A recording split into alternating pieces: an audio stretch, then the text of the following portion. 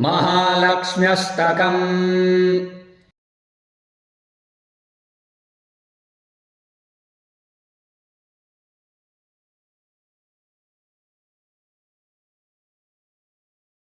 इंद्र उवाच नमस्तेऽस्तु महामाये श्रीपीठे सुरपूजिते शङ्खचक्रगदाहस्ते महालक्ष्मि नमोऽस्तु ते। नमस्ते गरुडारूढे कोलासुरभयङ्करे सर्वपापहरे देवि महालक्ष्मि नमोऽस्तु ते। सर्वज्ञे सर्ववरदे सर्वदुष्टभयङ्करे सर्वदुःखहरे देवि महालक्ष्मि नमोऽस्तु ते।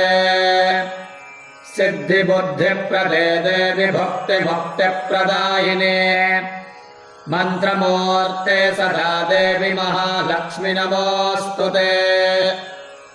आद्यन्तरहिते देवि आद्यशक्तिमहेश्वरे योगजे योगसम्भूते महालक्ष्मि नमोऽस्तु ते।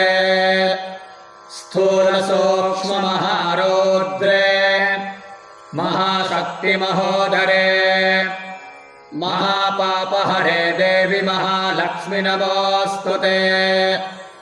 पद्मासनस्थिते देवि परब्रह्मस्वरूपिणे परमेशि जगन्मातर्महालक्ष्मि नमोऽस्तु ते।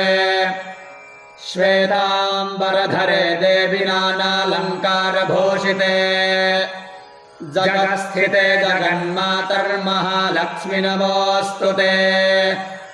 महालक्ष्म्यष्टकम् स्तोत्रैः यः पठेद्भक्तिमान् नरः सर्वसिद्धिमवाप्नोति राज्यम् प्राप्नोति सर्वदा। एककाले पठेन्नित्यम् महापापविनाशनम् द्विकाले यः पठेन्नित्यम् धनधान्यसमन्वितः त्रिकाले यः पठेन्नित्यम् महाशत्रुविनाशनम् महालक्ष्मीर्भवेन्नित्यम् प्रसन्ना वरदा शुभा।